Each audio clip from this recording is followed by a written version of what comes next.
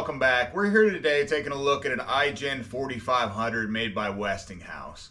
I get a ton of these questions every year where it's customers who have generators that are brand new to a few months old or have never been ran after they've been stored, or even when they've been running and then they shut off and won't restart after refueling. I'm going to show you the most common reasons that these things happen on these new generators, especially with this hurricane season being here. A lot of you are without power and you're wondering these answers to these questions right off top. Go ahead and please first off like and subscribe if you enjoy the content. This Igen4500, the first thing I did was check the oil on it. The oil level is good. You can check the oil here by pulling this panel off, and then there's a dipstick right here. You just remove that. Many times it'll start overflowing out if it's at the full level or a little bit over. Very common. Do not overfill it past that full level. I checked this yesterday when I put this up here last night, and it's been sitting here ever since.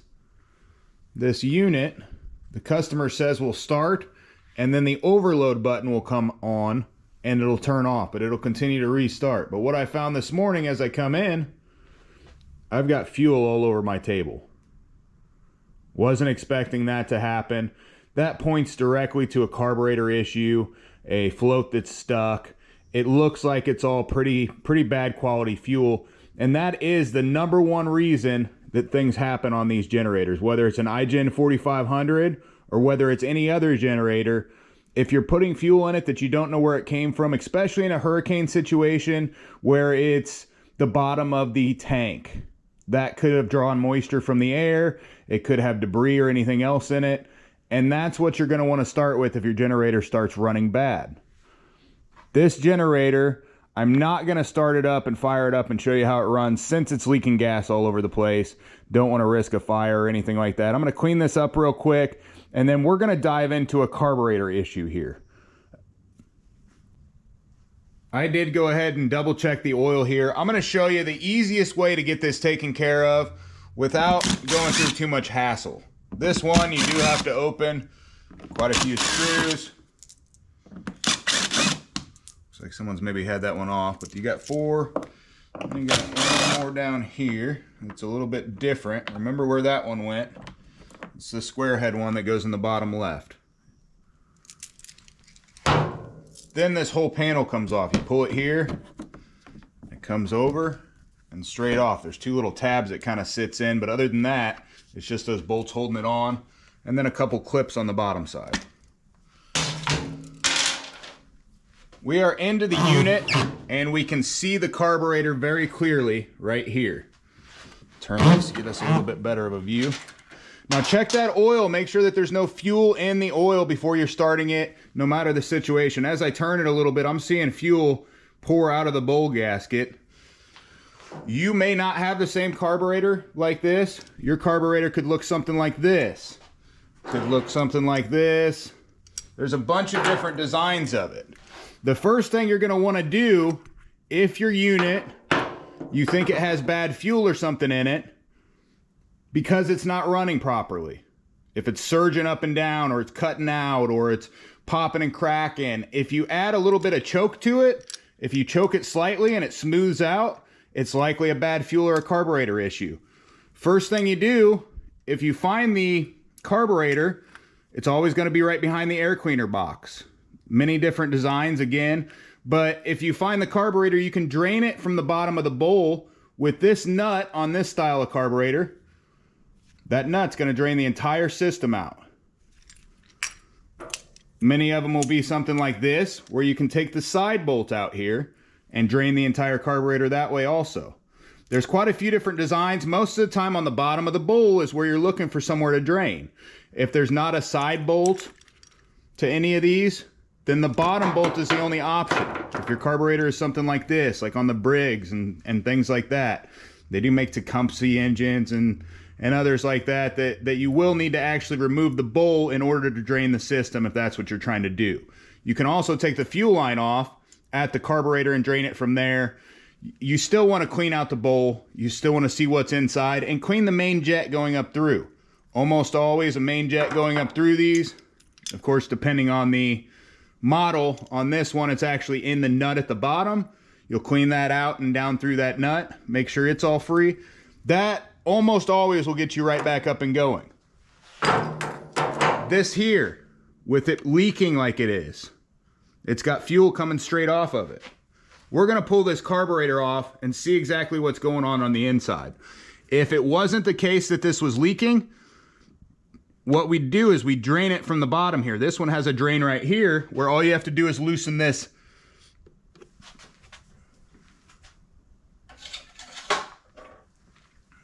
So if we loosen this, it's just a flathead screw. If we loosen that, you can see the fuel starts to flow out. I'll tighten that up, and I'm going to see exactly what kind of gas he's got in here.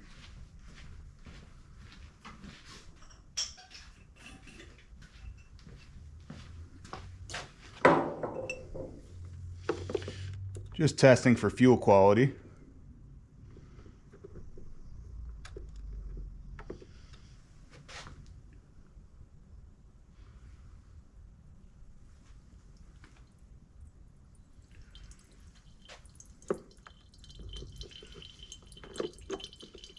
Now, if you pull that bowl off the bottom, or if you pull that nut off the bottom of the bowl and you don't get any fuel to it, you know that there's either a restriction up at the fuel shutoff or in the fuel line or somewhere where it is not getting to the carburetor.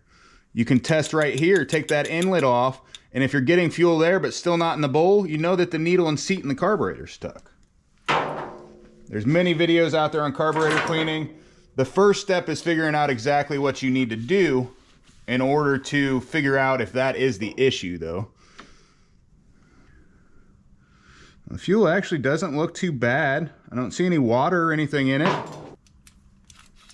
To get the air cleaner off, there's two 8mm bolts on the front. You gotta almost kind of pull the engine towards you to get enough torque on that thing and get it going, get a right angle.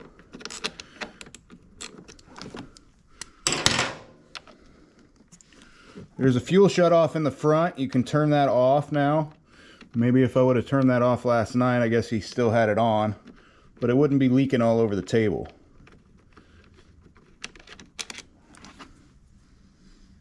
Bolt to the front, and you got one at the back.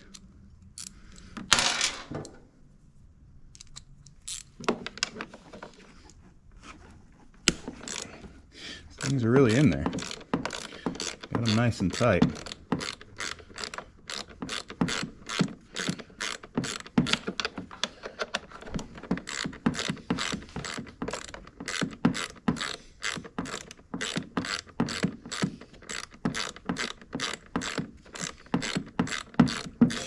We've got a bunch of different videos on generators and different things that go wrong with them.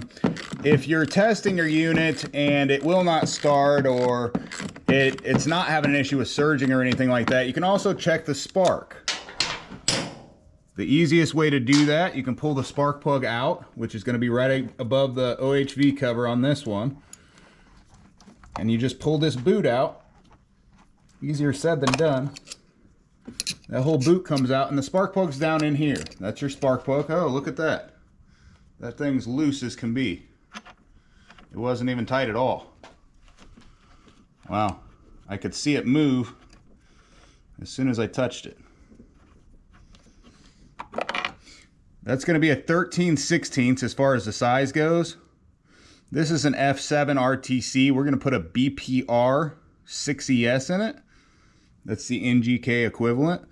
We'll put that back in, but you can test your spark if you're not sure exactly what's going on, to see if you're losing spark or you don't have fuel or what the issue is originally.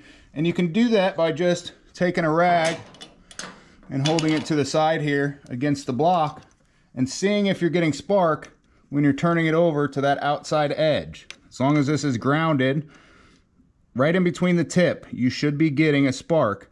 And it should be a solid spark. Nice blue spark is what you're looking for. If you're not getting a spark, you've got an issue with the control board or the ignition coil or some wiring somewhere. In this case, I know we're getting a spark because he says it starts and fires up and everything. And the obvious sign is that we have a carburetor issue from the leaking.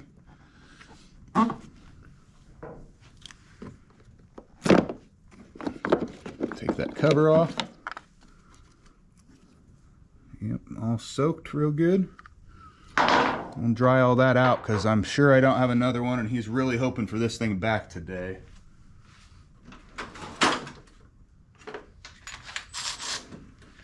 Now we'll grab a 10mm and we'll take the there's two nuts that hold this air cleaner box on the front here. Well, I don't think I can get to them with that one. That's it's too deep walled. I'm gonna need a regular socket to get that off.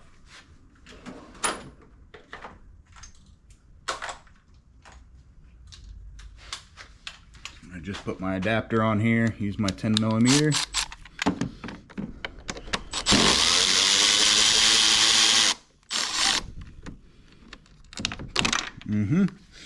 It's always good.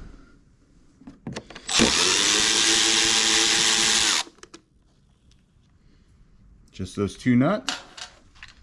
And then the whole air cleaner here will come off. Just comes straight out. Or does it? Okay, apparently it's connected to a secondary box at the bottom through a tube. Not sure I've seen one quite like this before.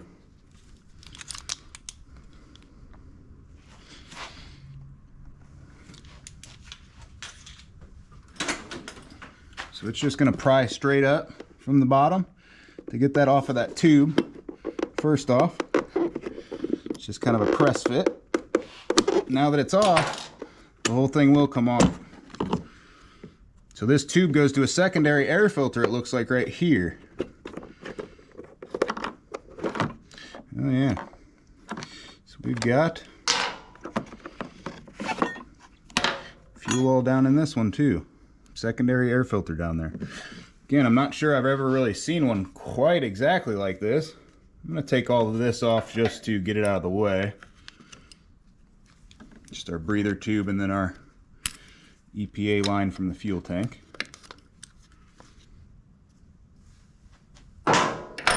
Now there are a couple spacers that do sit in this plastic. You want to make sure those don't come out, and if they do come out, that you get them back in there. Just keep you from flattening down the plastic when you're screwing everything together. This basically is a gasket here at the front. It's metal and it's got rubber on both sides. Take that off. And then we can remove the entire carburetor. Now this one, trying to see what the plug looks like and where it goes back to. Some of these are more difficult than others to get off because of where they plug in.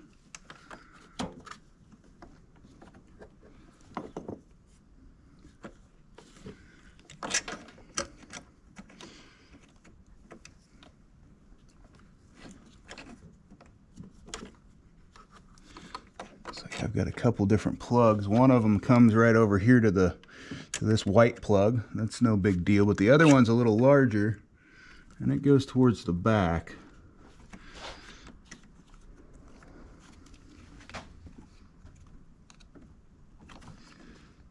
It's top cover. If you squeeze it, it comes off. Trying to see if there was a plug in here where I could just remove it. And it does not look like there is.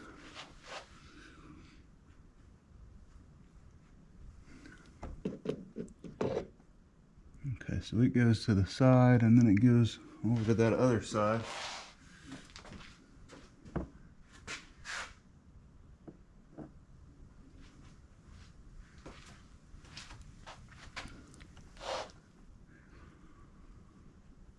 I don't think I'm going to mess with any of this right now. I think what I'm going to do is I'm just going to take this little motor straight off the top.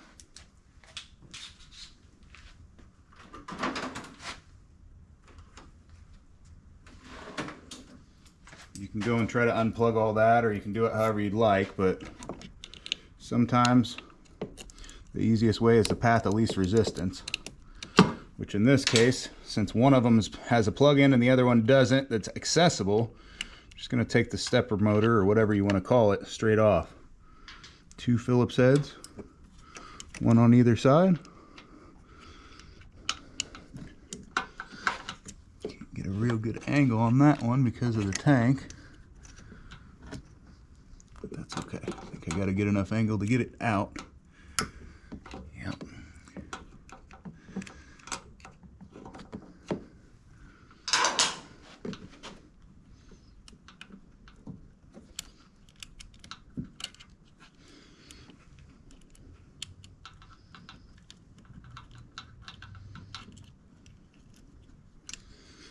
That motor just comes straight up, straight off. I'm not gonna mess with any of the rest of the stuff. I'm not gonna try to turn this dial or anything. It's gonna have to go right back in that same place we just took it off of when it goes back in. For this other motor, now that's the one for the choke. For this other motor, I'm gonna unplug it from the back. You just gotta squeeze, and then you pull the connectors apart. So that's got a little button you squeeze right here on the other piece, and then you pull this all apart. Now besides the fuel line, we're all free. Fuel line comes straight down on the back side, but I think I can pull this all out. I can pull it out enough that I can mess with the fuel line right here.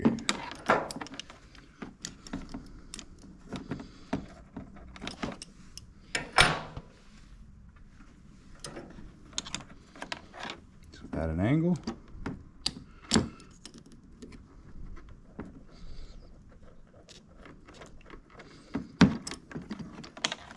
Now if you twist and turn before you try to take it off, it makes it a lot easier. It frees up that fuel line.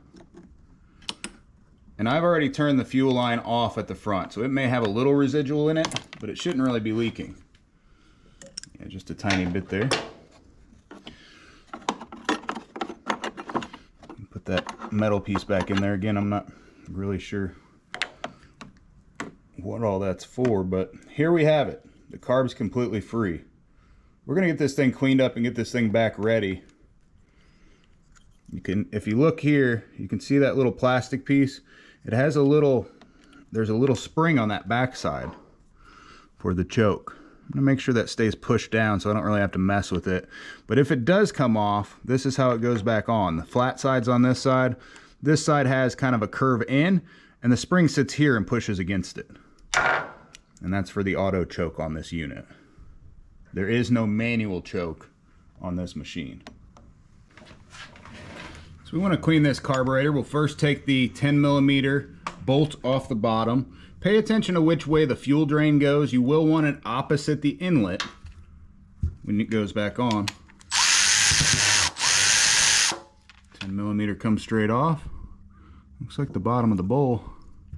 Oh wow. Think we found the reason that this thing is not working properly and is leaking. I'm not sure exactly what all that is. Some sort of gelling, it looks like. Wow. It's pretty bad. It feels kind of like sand, more or less. And all that's made it past the fuel filter in there. It's just a little cheap fuel filter they have. You can pinch one side or the other to get that to come through. Get your needle out, and then you'll remove your float, your needle, your seat, and your spring. This is what's not sealing, is right here, but if you look, there's pieces all along here of that same gritty substance. That can come straight off. Your little spring can come off also. We're going to clean all this up before it goes back together. We look down in. Looks like there's still a bunch of that gritty stuff down in where the needle seats. And then the jet up through is completely clogged also. It's in pretty bad shape. We're going to throw this in an ultrasonic cleaner for a little while. Get it to come out. When we remove this middle jet, you'll want to push and you'll want to turn. You want a screwdriver that's plenty big enough in order to seat down in there. Otherwise, you can strip that out pretty easily. Well, this one's not wanting to come at all. Oh boy.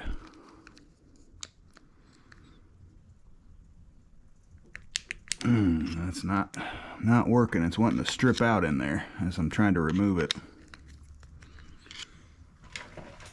My screwdriver has been worn a little bit from doing this on these models.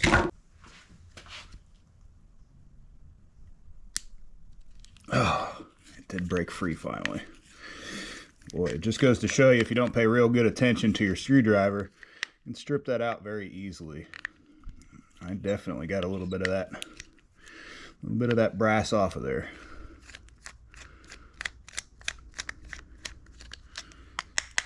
Sometimes they're just extremely stuck sometimes though. Very hard. So make sure that all of this is clean down through. You want to make sure all the holes in the emulsion tube are all clean. Again, I'm going to put this in the ultrasonic cleaner for a little while after we get it all apart. If you don't have an ultrasonic cleaner, you don't have to. I'm going to remove this is the throttle stop. If you look, it's about maybe 1/8 of an inch on the backside through is all when we go to set it back. And then I'll remove the pilot jet up top. That's this piece here. It just comes straight up and out. If you do not remove and clean this and you put it back together, you could run into an issue where your unit's surging real bad. We'll have to take this stepper motor off, or whatever you call it, throttle motor. I don't know why I keep saying stepper motor on it, but mark which way this goes because I'm not real familiar with these units. Should stay on there in the bath.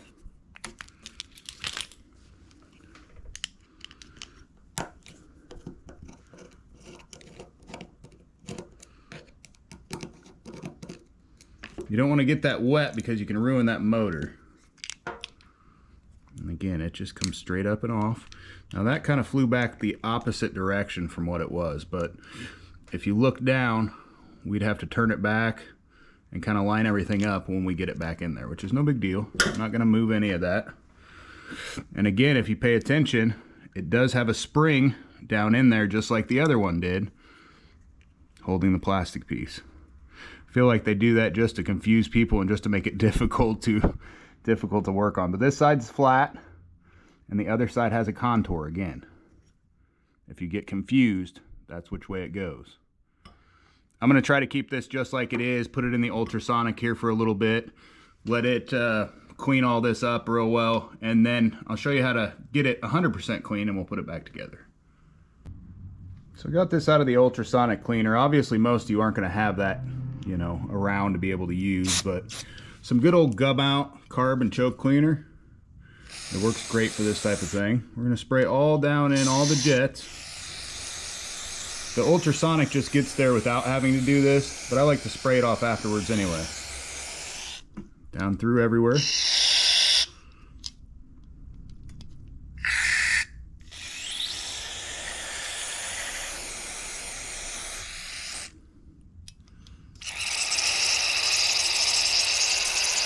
sure we get everything out of that fuel inlet too. See, this is all new stuff that's just coming out right now, so there's still some sand or something up in there, which is kind of strange because the tank looks pretty good shape. I actually drained the fuel completely out while we were waiting on this carburetor. Blew everything until it was dry. You don't want to get this wet with carb cleaner or anything. It will swell up a lot of times and then it won't work right. It'll go back in there like it should. And clean all this out. This should be a brass color. Clean that all up real well.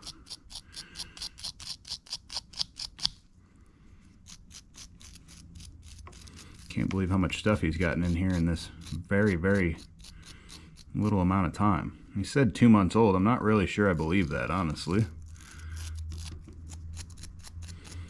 That's just some discoloration, I guess. Thought it was more surface than that. You can poke down through all these holes if you'd like, or you can test it like that. If you see an even spray across all those holes, you know they're all clear. Should be able to also look directly through them if it's dry and see light all the way through each one. Yeah, I thought that was a bunch of stuff all over it, but it looks like it's just a little bit of tarnish or something, a little discoloration from whatever is down in there. Now to clean this, I like to just pull a wire loom out like such.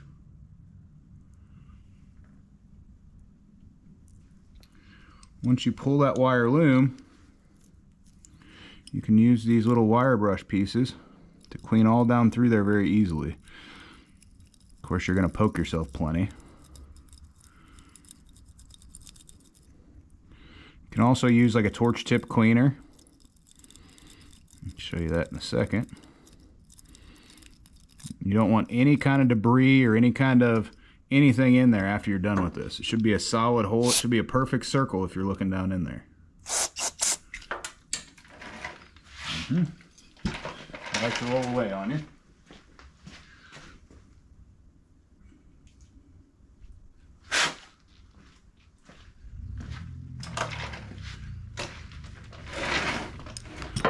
As I'm looking down through, there's a perfect circle. I can see straight through the thing as I'm looking. I don't see any debris buildup or anything anywhere on either side. So that means my little wire loom trick has worked. You can also, again, use torch tip cleaners.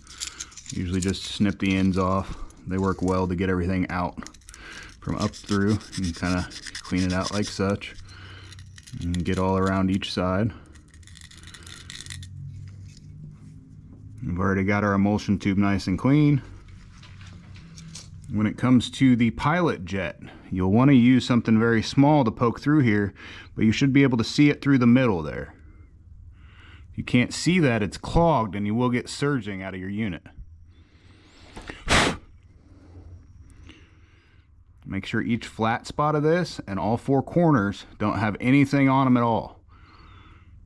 It should be 100% clear, and this one is. And then your needle should be a perfect point. If it's not a perfect point, you want to address that also. Now that just goes straight back on, and then it slides right in and locks. So if you push, you can pull it off. And if you kind of hold it down, you can push it straight back in. Just like that. It locks in there. Blow all this off real good again. Now that ultrasonic took all that off real good. Otherwise we probably would have had to use a wire brush all along here. There is still a little bit of pitting going on. I don't really like how tight that's fitting there. So what I'm going to do is I'm going to use the torch tip cleaners. I'm going to just go around and kind of clean all along that seat. All along that guide where that needle goes down in there. If you've got anything there catching it up, it will leak again. There's no doubt about that.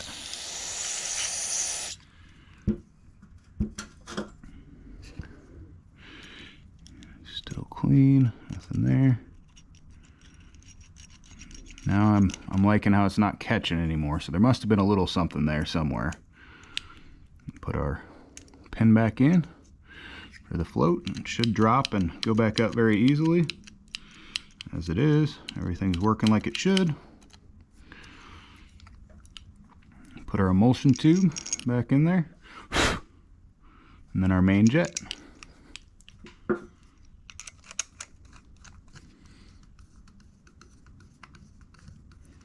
There's barely enough room for this one to actually go down in there and seat. You don't want to get that real tight. If you get it real tight again, you're going to have a heck of a time taking it back out if you need to next time. Spray the rest of the bowl out. That went through the ultrasonic also, but we'll get our bowl gasket back on, and then make sure that the drain goes 180 where the inlet is. Make sure anything down here is cleaned off. And then you've got a gasket that goes on the bottom. I don't get any of those wet either. In my opinion, if you keep them out, they always seal better.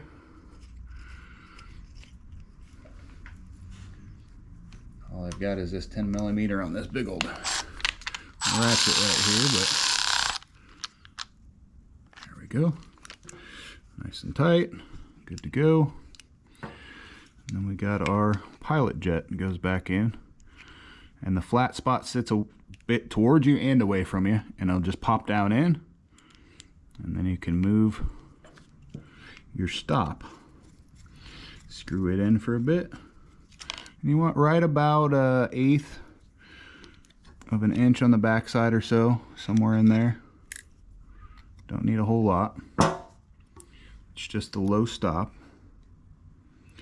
On all this, it's computer controlled, so I'm not really sure that it's going to matter too much, but and then it looks like my carburetor cleaner did eat away my marking on here, but I do remember where it goes. So I'm going to put this back to high where it was originally.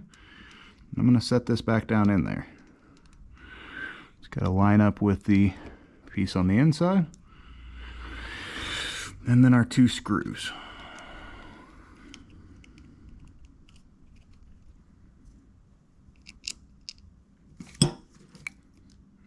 careful with carburetor cleaner and some of these screwdrivers. They just want to, it wants to just eat them away.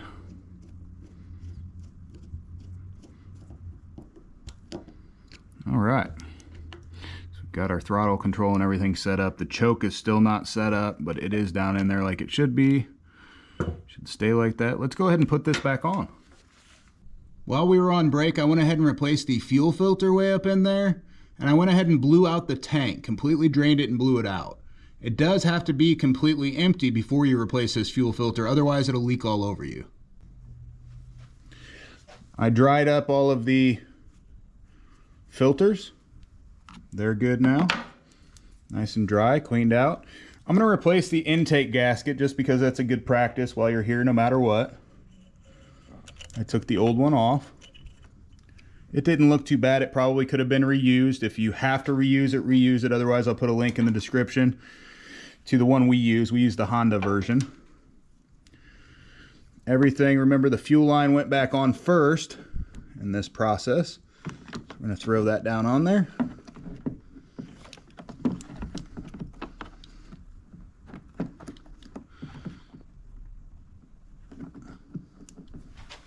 And then our clamp.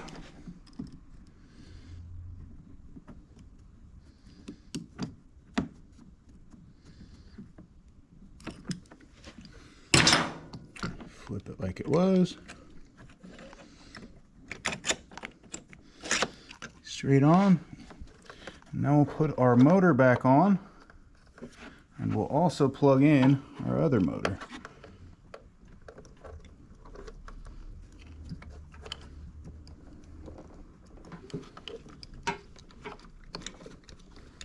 First plug. Kind of hard to see back in there. Same thing with the fuel filter. It's kind of a pain. Okay, it's all snapped in. And again, the motor comes up. I'm going to find that same spot where it was. It'll go right down in that notch.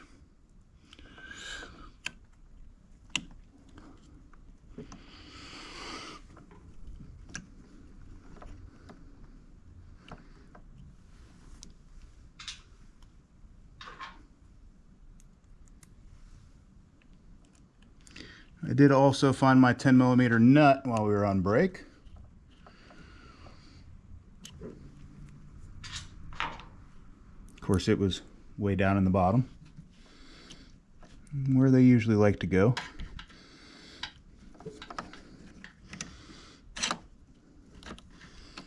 I'm going to get a smaller Phillips head before I drop it. Just got a smaller bit for the back side so it can stand all the way up.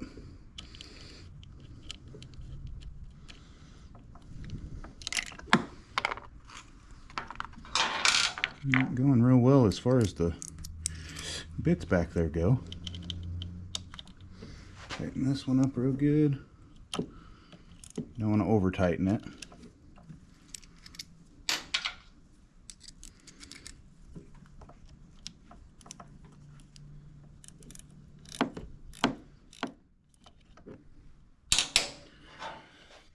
Perfect.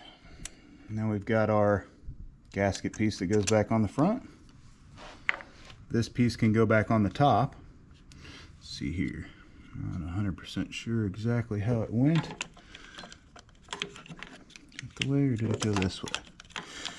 Oh, definitely the other way it looks like. And there's spots for the wires to come out here and here. I'll line all those up. Guess I'll have to put that back on in a second.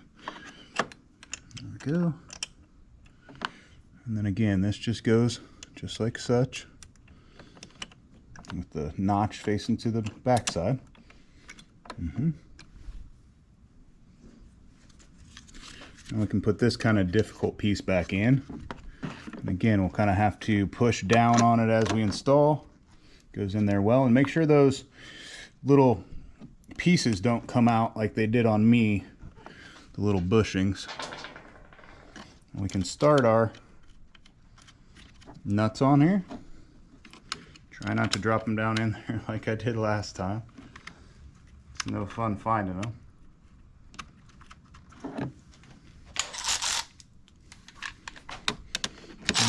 Oop, wrong way.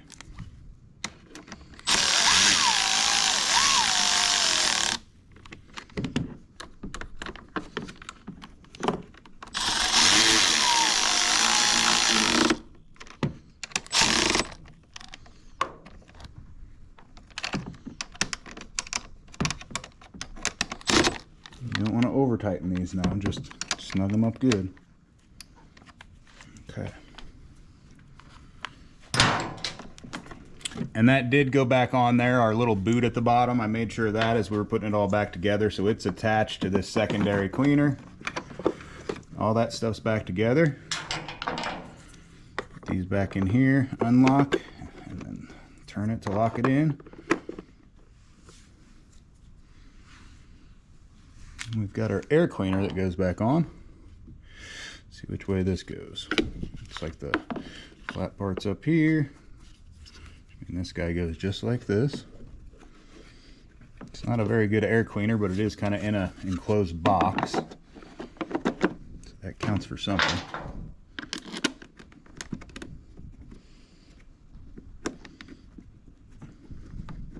Definitely make sure you start these by hand, because if you don't start them by hand, you'll strip out that little plastic bushing and it'll never go back together, right? And it's not a plastic bushing, it's just metal inside a plastic.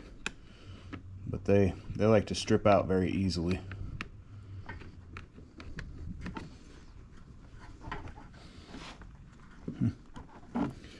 Doesn't seem like it wants to go back in there.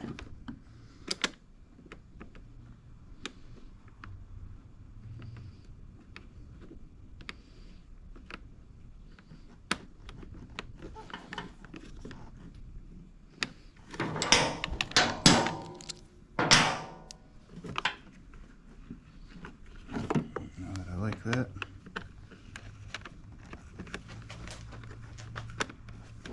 Just trying to get this in there to get a little bit more leverage on it so I can get it going. There it finally goes. Wow.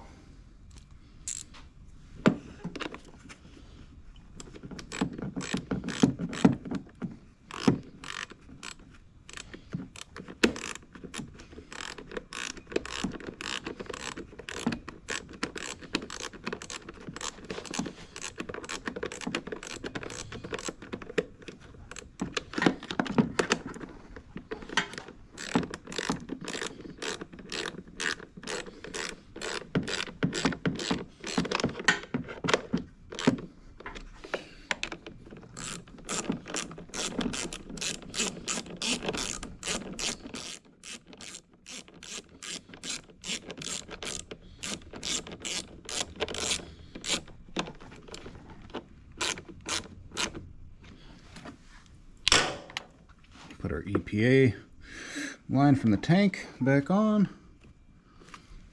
Little hose clamp. Oh yeah.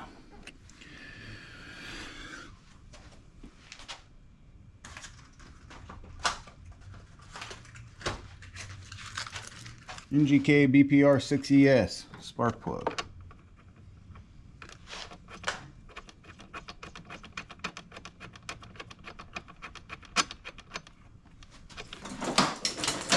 I'm going to make sure this one's actually tight in here as we do it.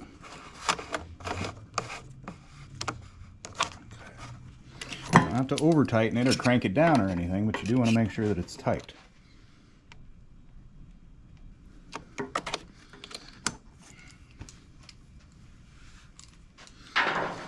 Put this drain back over there. There's just a little spot where it kind of sits in, I think. Looks like it's just a little notch down there. Get a little bit of fuel in it.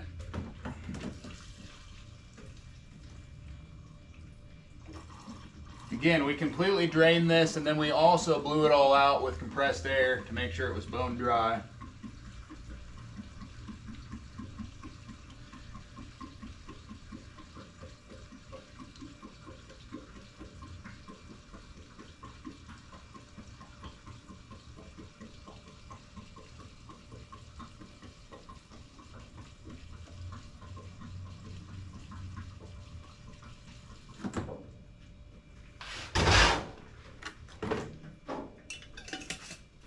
fuel out of the way and a couple other things out of the way.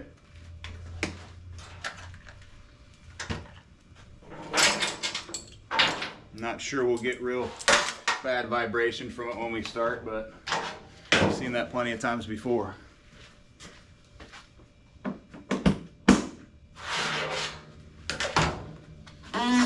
Okay, battery on. And then this one has the start switch here, where all you got to do is push it, and there's no choke whatsoever. It's also got the full start you can use over here.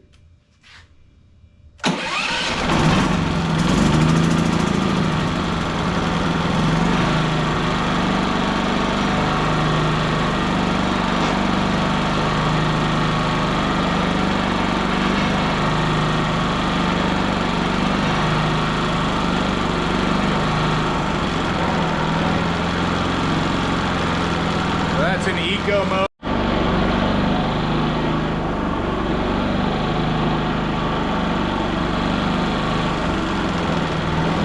As I was saying before I was so rudely interrupted, it's got eco mode on it where it goes low.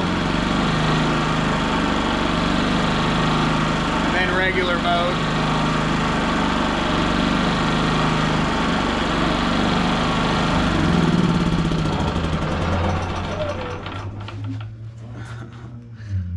Kind of a pain when it's nice and hot here and the GoPro keeps flipping off on you before you're finished with what you're doing. It's kind of aggravating, but hopefully this helps somebody get their generator back up and going, especially if it's a newer one. It shouldn't take too much to get it going.